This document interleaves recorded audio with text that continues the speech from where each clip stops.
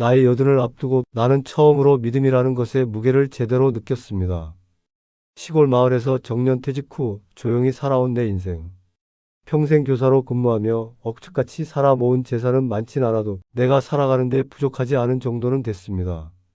아내는 50대 초반에 먼저 세상을 떠났고 자식들은 서울에서 직장 생활을 하고 있습니다. 그 아이가 결혼하고 아이 낳고 사는 걸 멀리서 흐뭇하게 바라보며 나도 내 삶을 살아가는 중이었습니다.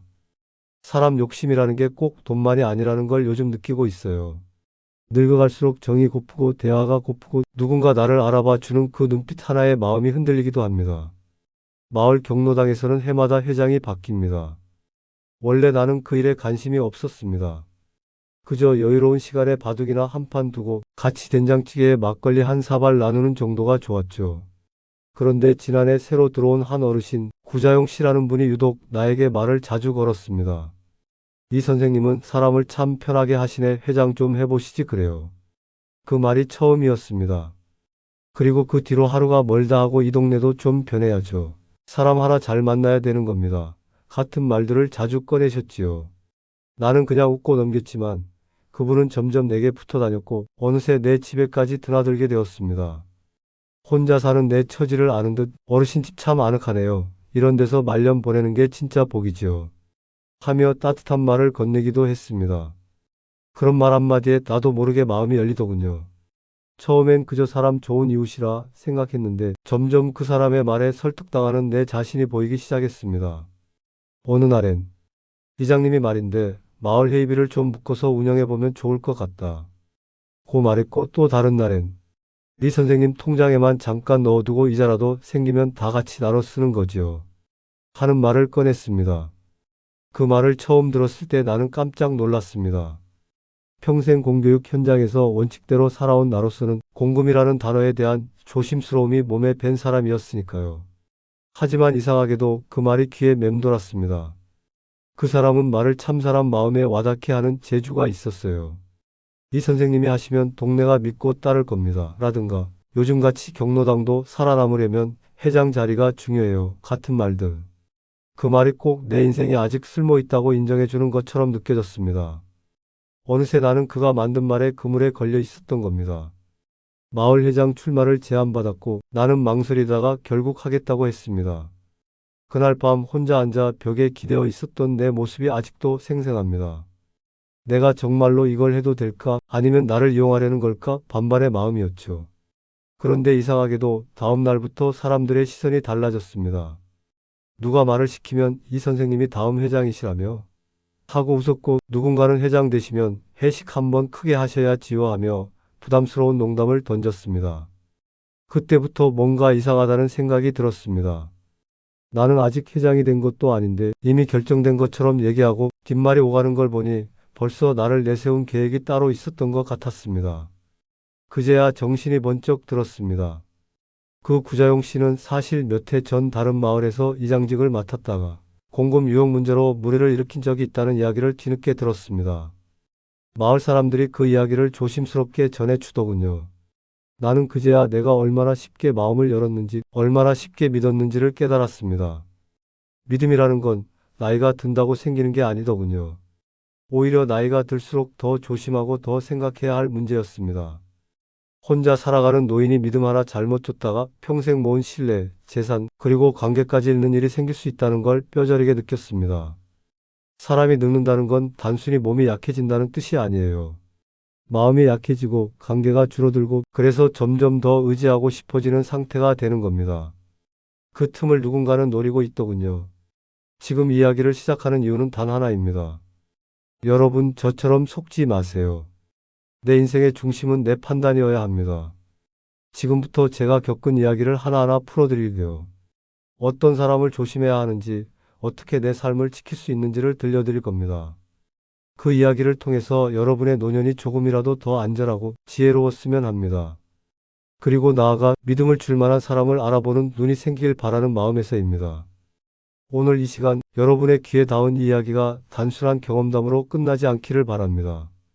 우리의 시간은 소중하고 아직 남은 인생은 충분히 지켜야 할 가치가 있으니까요. 계속해서 함께 걸어가 볼까요? 나는 여전히 그날 시장에서 있었던 일을 잊지 못한다. 사람 마음이란 게 참 묘한 거다. 평소에 전혀 의심하지 않았던 사람에게서 받은 충격은 말 그대로 가슴에 망치로 한 대 얻어맞은 듯 했다. 아무리 세월이 흘러도 마음속엔 그날의 기분이 오래 남는다. 집으로 돌아와 한참 동안 조용히 있었다. 다 늙어서 뭐가 그리 서럽냐고 스스로를 다독여 보기도 했다. 하지만 마음 한편엔 내가 왜 이렇게까지 됐을까 하는 생각이 꼬리에 꼬리를 물었다. 그날 이후로 나는 하나둘 사람들을 다시 돌아보게 되었다. 함께 웃었던 그들이 과연 내 이야기를 들어줄 수 있는 사람이었을까? 아니, 나와 진짜 마음을 나누는 사이였을까? 며칠 후였다. 평소 친하게 지내던 소복래 씨가 집에 찾아왔다. 따뜻한 약차를 나눠 마시며 이런저런 이야기를 나누던 중 내가 최근 겪은 일을 슬쩍 꺼내보았다. 복래 씨는 처음엔 놀라더니 잠시 뜸을 들이고 나지막이 입을 열었다. 언니, 사실 나도 비슷한 일을 겪었어요. 믿고 빌려준 돈인데 그 뒤로 연락이 뚝 끊기더라고요. 얼마 안 되는 돈이긴 했지만 마음이 더 상했죠. 그냥 돈이 아니었거든요. 내가 그 사람을 얼마나 믿었는지의 증표였는데. 나는 그 말을 듣고 가슴이 뜨끔했다. 나만 당한 게 아니었던 거다. 조용히 웃으며 고개를 끄덕였지만 속으로는 복잡한 생각이 들었다. 이 나이 되도록 사람 보는 눈이 이토록 흐려졌다는 게 스스로도 믿기지 않았다. 그렇게 사람 마음이 다치고 나면 더 조심하게 된다. 내가 당한 것처럼 누군가를 실망시키지는 말아야겠다는 생각이 들면서 내 행동 하나하나를 돌아보게 된다. 특히 돈과 관련된 일이라면 더더욱 그렇다. 나도 모르게 자식들에게 짐이 되거나 친구들 사이에서 민폐가 되는 건 아닌지 신경을 쓰게 된다. 사실 우리 또래 사람들은 대부분 그렇지 않나 싶다. 젊을 때야 여기저기 모임도 많고 친구도 많았지만 시간이 지나면서 점점 인간관계가 좁아지고 깊어지는 대신 상처는 더 쉽게 남는다. 마음이 약해진 건지 아니면 세상에 덜 믿음이 가서 그런 건지 잘 모르겠다. 다만 확실한 건 이제는 사람을 더 신중하게 대해야겠다는 거다. 그러다 보니 자연스럽게 자식들과의 관계도 다시 생각하게 된다. 예전엔 그냥 아이들이 보내주는 용돈이 고마워서 받았는데 지금은 그 돈이 어디서 어떻게 마련된 건지 생각하게 된다. 요즘 젊은 사람들 참 어렵게 산다. 월세에 대출에 애 키우는 돈까지. 나 때보다 더 팍팍한 세상에서 살아간다. 며칠 전 막내딸이 와서 이런 말을 했다. 엄마, 다음 달부터는 용돈을 조금 줄여야 할 것 같아요. 남편 월급이 깎여서 우리도 좀 아껴야 하거든요. 그 말이 어찌나 미안하고 또 고맙던지. 나는 웃으며 말했지. 그걸 왜 이제서야 말하니? 엄마는 하나도 안 서운하다. 오히려 그동안 너무 고마웠다. 그 말을 하고 나니 마음이 훨씬 편해졌다. 솔직한 대화, 그것이야말로 관계의 시작이자 회복이라는 걸 다시금 느꼈다. 자식들도 나이가 들면서 책임이 많아지고 생활이 녹록하지 않은 걸 뻔히 아는데 내가 그 마음을 몰라줬던 건 아닌가 싶기도 하다. 그래서 요즘은 자식들에게 먼저 묻는다. 지금 보내주는 돈 부담스럽지 않니? 혹시라도 그 말에 아이가 눈치를 본다거나 뭐라고 할까봐 조심스럽게 꺼내지만 내심은 진심을 담고 있다. 나 자신이 조금 더 독립적이 되겠다는 결심이기도 하고 무엇보다 아이들이 그 돈 없이도 잘 살아갈 수 있도록 도와주는 게 부모로서의 마지막 역할 같아서다.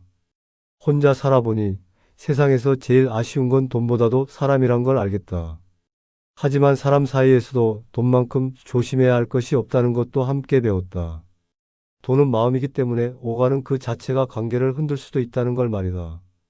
이런 생각을 하다 보면 주변의 친구들이나 이웃들도 다르게 보인다.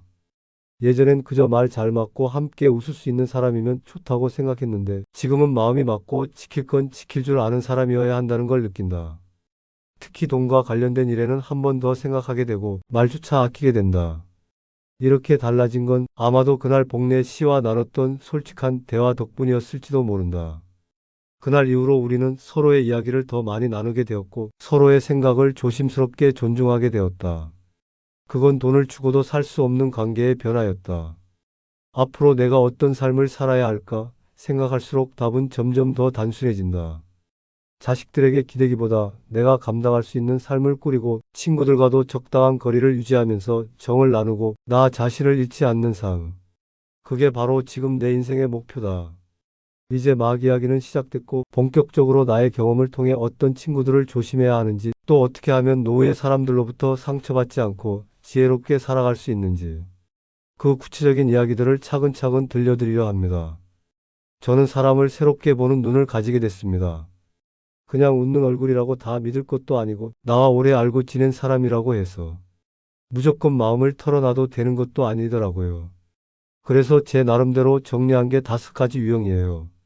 이 5가지 유형의 사람은 노년에 가까이 두면 언젠가는 꼭 후회하게 되는 부류입니다. 지금부터 제 경험을 토대로 하나하나 들려드릴게요. 첫 번째는 자꾸 빌리는 사람입니다. 그 사람은 예전에 함께 목욕탕 다니던 한 동네 형님이었어요. 어깨도 넓고 젊을 땐 택시도 몰고 장사도 하고 제법 씩씩했지요.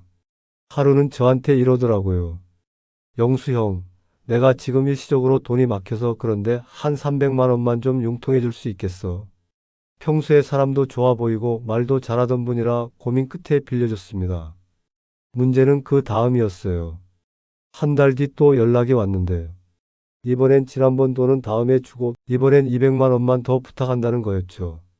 결국 저는 총 500만 원 넘게 빌려줬고 지금까지 한 푼도 못 받았습니다. 빌릴 땐 미안하다더니 나중엔 오히려 제가 독촉하면 불쾌하다는 투로 말하더군요. 사람은 절박할 때 진심이 나옵니다. 그런데 그 진심이 빌리는 게 당연한 사람이라면 그건 관계가 아니라 이용당하는 겁니다. 두 번째는 말 바꾸는 사람입니다. 동네 복지관에서 탁구 모임에 나갔을 때 만난 사람이 있었어요. 처음에는 우리 탁구 좋아하니 팀 만들어서 작은 대회라도 나가보자고 하더니 한두 번 모임 빠지고 나더니 나중에는 나는 원래 그런 거엔 관심 없다고 하더군요. 아, 사람이 그럴 수도 있지 하고 넘겼죠. 그런데 나중에 알고 보니 그분이 우리 모임 얘기를 여기저기 다르게 하고 다녔어요. 어떤 분한테는 제가 무리하게 팀을 꾸렸다고 하고 다른 분한텐 제가 불편한 분위기를 만들었다고 하더군요. 이게 반복되니 사람들과의 관계가 꼬이기 시작했습니다. 뒤늦게 진실을 알게 됐지만 이미 마음이 떠난 사람은 다시 붙잡기 어렵더군요. 말 바꾸는 사람은 처음엔 모호하게 말합니다. 확답은 피하고 책임은 안 지려 하지요. 이런 사람은 조심해야 합니다. 말은 그 사람의 마음을 비추는 거울이에요. 쉽게 바꾸는 사람은 쉽게 배신할 수 있습니다. 세 번째는 항상 남의 불행을 즐기는 사람입니다. 이건 정말 조심하셔야 합니다. 언뜻 보면 위로해 주는 것 같지만 속으로는 남의 고통을 소문내고 즐기는 분들이 있어요. 제 이웃 중 한 분이 그랬습니다. 아파트 단지에서 누가 병원에 실려갔다는 얘기를 들으면 안 됐다며 혀를 차지만 그 뒤엔 어김없이 그 집 이야기로 수다를 시작하더라고요. 그 집 아들 말이야 벌써 결혼도 3번이나 했다잖아. 그 사람 남편 사업 망했다더라 하면서 말이죠. 저는 처음엔 그 얘기를 그냥 들었습니다. 그런데 어느 날 제가 슬쩍 털어놓은 자식 이야기까지 남들이 다 알고 있더군요. 결국 제 딸이 오해받는 상황까지 생겼습니다. 위로해주는 척하면서 남의 상처를 소비하는 사람, 그건 절대 친구가 아닙니다. 그런 사람은 슬픔을 위로해주지 않고 그걸 구경거리로 만듭니다. 네 번째는 늘 나 때는 말이야 하는 사람입니다. 이런 분들 주변에 꼭 한 분쯤은 계실 거예요. 본인 이야기를 끝없이 하고 남의 말은 거의 듣지 않습니다. 저도 그런 친구가 한 명 있었어요. 만나면 늘 자기 자랑이에요. 예전에는 큰 회사에 있었고 자기 덕에 몇 명은 사람 구실하게 됐다느니 자식 교육도 자기가 다 했다느니 처음엔 그 얘기가 참 멋있어 보였습니다. 근데 만날 때마다 똑같은 이야기를 듣다 보니 나중엔 제가 숨 막히더군요. 제가 어떤 일을 겪었다고 이야기해도 아, 나도 그런 적 있었지 하며 바로 자기 얘기로 돌립니다. 이런 사람 곁에 있으면요. 내가 무슨 말을 해도 들은 척만 해요. 그게 쌓이면 외롭습니다. 우리가 사람을 만나는 건 교류를 하려고 하는 건데 늘 일방적으로 자기 이야기만 하는 사람은 상대방을 소모품처럼 여기는 거예요. 이런 분과는 적당한 거리를 두는 게 서로에게 좋습니다. 마지막 5번째는 의외로 가까운 사람이 문제일 수 있다는 점입니다. 우리가 제일 많이 실수하는 게 바로 이겁니다. 가까운 사람이라 믿고 중요한 정보나 금전 이야기를 쉽게 꺼내는 거죠. 그런데 그게 제일 큰 함정이 될 수 있습니다. 제 이웃 중 한 분은 친한 사촌에게 큰 돈을 빌려줬다가 수년째 연락조차 받지 못하고 있습니다. 가족이니까 믿는다는 마음이 독이 된 거죠. 이웃일 수도 있고 오랜 친구일 수도 있습니다. 가까운 사이일수록 더 명확한 선이 필요합니다. 나는 너를 믿지만 이건 따로 하자. 이 한마디가 평생 쌓아온 관계를 지키는 방법이 될 수 있어요. 관계는 감정도 중요하지만 경계도 필요한 법입니다. 지금까지 제가 직접 겪고 주변에서 들은 5가지 유형의 사람들 이야기였습니다. 사람 보는 눈이 생기기까지 참 많은 시간과 비용을 치렀지만 지금은 이런 경험이 누군가에게는 도움이 될 수 있다는 생각에 마음이 놓입니다. 지금 이야기를 듣고 계신 분들도 혹시 주변에 이런 유형이 있진 않은지 한번 곰곰이 돌아보셨으면 합니다. 5가지 유형의 사람들을 피해보며 살아가는 일이 말처럼 쉽지만은 않습니다. 나이가 들수록 사람 보는 눈이 생긴다지만 세상에는 겉과 속이 다른 이들도 많고 처음에는 몰랐던 민낯이 시간이 흐른 뒤에야 드러나는 경우도 있으니까요. 그렇다고 해서 모든 인간관계를 끊고 살아갈 수는 없습니다. 오히려 그런 경험을 통해 우리는 한층 더 성숙해지고 더 단단해지는 겁니다. 사람과 사람 사이에서 상처를 받지 않으려면 무엇보다 중요한 건 스스로 기준을 세우고 그 기준을 지키는 것입니다. 예전에 저는 그 기준이 없었습니다. 그래도 나이가 지긋하신 분인데 이런 얘기를 할 정도면 믿어도 되겠지 하며 상대의 말 한마디 태도 하나에 흔들렸습니다. 하지만 지금은 다릅니다. 사람을 겪어보며 무엇보다 제 자신을 지켜야겠다는 생각이 분명해졌습니다. 제가 깨달은 첫 번째는 너무 쉽게 마음을 주지 말자는 것이었습니다. 아무리 친근하게 다가와도 한두 번 겪어보기 전엔 속마음을 털어놓지 말자는 거죠. 사람의 진짜 모습은 시간이 지나야 보이더라고요. 겉으로는 반듯하고 친절하던 사람이 뒤에서는 험담을 일삼고 순수하게 도움을 요청하는 척하면서 자기 이익만 챙기려 드는 경우를 여러 번 봤습니다. 두 번째는 돈 이야기가 나오는 순간에는 무조건 한번 멈추자는 겁니다. 아무리 가까운 사이라 해도 돈이 걸리면 마음이 달라집니다. 내가 평소에 잘 대해줬으니 이 정도는 괜찮겠지 하는 작은 허용이 결국 큰 손해로 돌아오는 경우를 저는 직접 겪었습니다. 돈 문제는 감정이 아닌 이성으로 다뤄야 합니다. 아니면 결국 감정도 돈도 다 잃게 되니까요. 세 번째는 내 삶의 중심은 결국 나 자신이라는 점입니다. 외롭다고 해서 아무하고나 어울리면 오히려 더 외로워질 수 있습니다. 좋은 사람 하나보다 나쁜 사람 하나가 훨씬 더 큰 영향을 끼친다는 걸 저는 뼈저리게 느꼈습니다. 외로움은 그저 누군가 곁에 있는 걸로는 채워지지 않습니다. 나를 온전히 이해해주고 존중해주는 사람과 함께 있을 때만이 비로소 사라지는 거니까요. 그래서 저는 지금 저만의 새로운 삶의 방식을 만들어가고 있습니다. 복지관도 여전히 나가고 동네 마시도 다니지만 예전처럼 무턱대고 마음을 열지는 않습니다. 사람들을 대할 때는 한 걸음 물러서서 관찰도 하고 대화도 천천히 나눕니다. 그러면서도 진심으로 다가오는 사람에게는 예전보다 더 따뜻하게 대해주려 노력합니다. 단절보다는 현명한 거리두기, 그게 제가 요즘 실천하는 삶의 자세입니다. 무엇보다 중요한 건 나 자신을 먼저 사랑하고 존중하는 마음입니다. 내가 나를 아끼지 않으면 남들도 나를 존중하지 않습니다. 매일 아침 거울을 보며 오늘 하루 내 마음을 지킬 준비를 합니다. 그리고 누군가와 관계를 맺을 때도 그 사람이 나를 어떻게 대하는지를 가만히 살핍니다. 예의를 지키는지, 말을 함부로 하지 않는지, 남의 험담을 하지 않는지. 그런 작은 것들이 쌓여 그 사람의 진짜 얼굴을 보여주니까요. 혹시 지금 이 방송을 듣고 계신 분들 중에도 저처럼 사람 때문에 상처받고 혼자 끙끙 앓고 계신 분이 있다면 꼭 말씀드리고 싶습니다. 여러분 잘못이 아닙니다. 마음이 넓고 따뜻했기 때문에 그런 사람들도 들어올 수 있었던 거죠. 하지만 이제는 그 따뜻한 마음을 아무에게나 내어주지 마세요. 여러분은 그럴 자격이 있는 분들에게만 마음을 쓰셔야 합니다. 그리고 또 한 가지. 외로움은 관계로 채우는 게 아니라 나를 채우는 것으로부터 시작된다는 걸 기억해 주세요. 책 한 권을 읽거나 좋은 음악을 듣거나 짧은 산책을 하면서도 우리는 얼마든지 충만한 하루를 보낼 수 있습니다. 자꾸만 밖에서 무언가를 찾으려 하지 마세요. 진짜 위로는 여러분 안에 이미 있습니다. 끝으로 오늘 제가 들려드린 이야기가 단순한 에피소드로 끝나지 않기를 바랍니다. 오늘부터라도 마음속에 작은 기준 하나 세워보세요.